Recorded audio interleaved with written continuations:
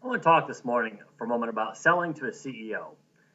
A lot of us don't understand what it means to sell to a CEO. But to sell to a CEO, you must think like one, not like a salesperson, not like a client, but like a CEO.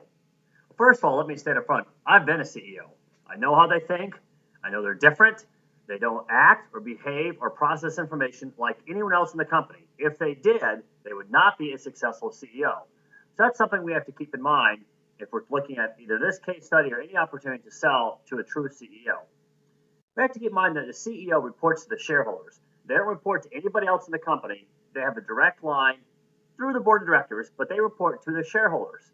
Oftentimes, the CEO is a major or even perhaps the sole shareholder. He or she, and I'll tend to say he for brevity, is very strategic. They determine where they're going to go, but only very roughly how to get there, and then they delegate the details of how to other members on their team. That means their thought process is big picture. It's where are we going to go, and why is it important to get there, and when do we need to be there? Now, this particular case has you in front of a CEO and CFO in one meeting and questions whether or not the salesperson handled it properly. Well, there's not a lot of small talk, and it's pretty direct conversation that moves pretty fast. Is that accurate? Well, first, cases don't usually give us the entire narrative, so there probably was a very small amount of small talk and rapport building at the beginning of this meeting. But I'll mention very small and very short because you have a CEO and CFO in one room. That's a lot of power, that's a lot of expense, and you're not going to sit around making nice during this meeting. But second, and much more important, you don't just walk in and get a meeting with a CEO and CFO, unless you're selling corporate jets, and even then, most likely you had a lot of legwork before you got that meeting. There's substantial groundwork before you get in front of a CEO.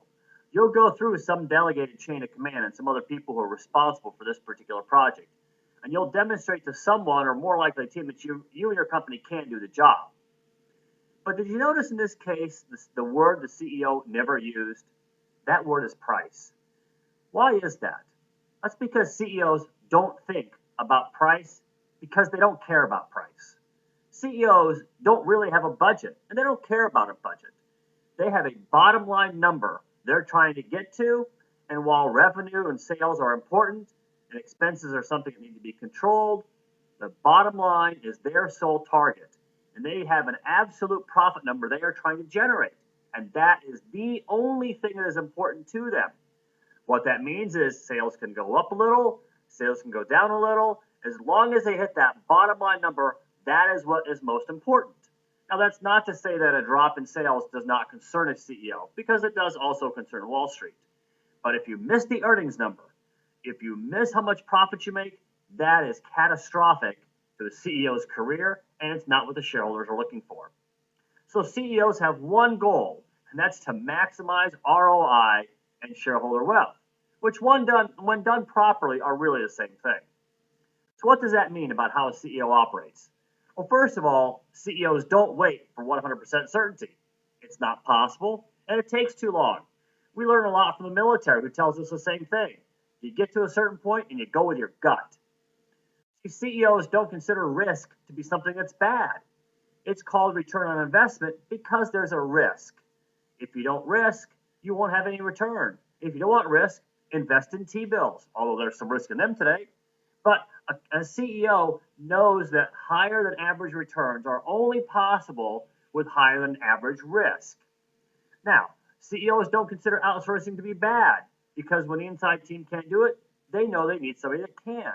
They recognize that hiring absolute expertise internally for all situations is not financially viable. That means that these are teams sometimes who would have a skill set which is needed only for a short time. In this particular case, it's an implementation that's going to take 2 years. Well, for that CEO to hire the internal people to manage and implement that project internally, which might take 30 or 40 people the way this case reads, or at a minimum 4 to 5 or 6 really top-notch people, what do they do with them at the end of the project? They've got to lay them off or terminate them, and that's very expensive. It's expensive because of the cost of a severance package, and it's expensive to morale in the company.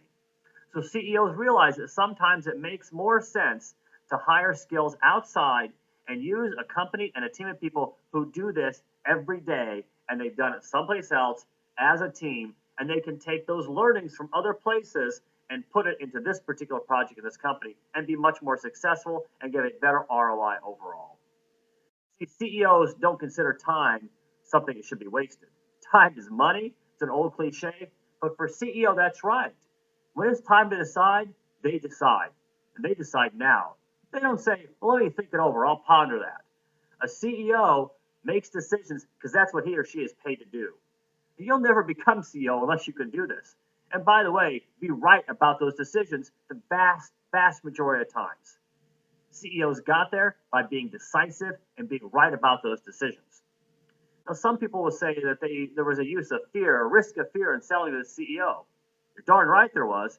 That's not a bad tactic. In fact, it's the right tactic. Because what the fear was not fear so much as pointing out the risk, the disadvantage to using an inside team. That's not fear. That's understanding how the CEO thinks, which is that flawless implementation is the most important item, and that time is important. So this CEO wants to know, what do I lose if I don't decide and do it right now? What do I gain by doing it right now and making a decision today? It's risk versus opportunity when selling to a CEO, and it being second in the market or being second to have a project done versus a competitor is a failure in the corporate world. CEOs think differently because that job is different. It's quite frankly a job that very few people can do and not everyone can understand. Remember, the CEO is responsible for the big picture of making a profit. And when you're selling to a CEO, price is not going to come up. Investment may come up. ROI may come up. Opportunity may come up. But price is not an issue.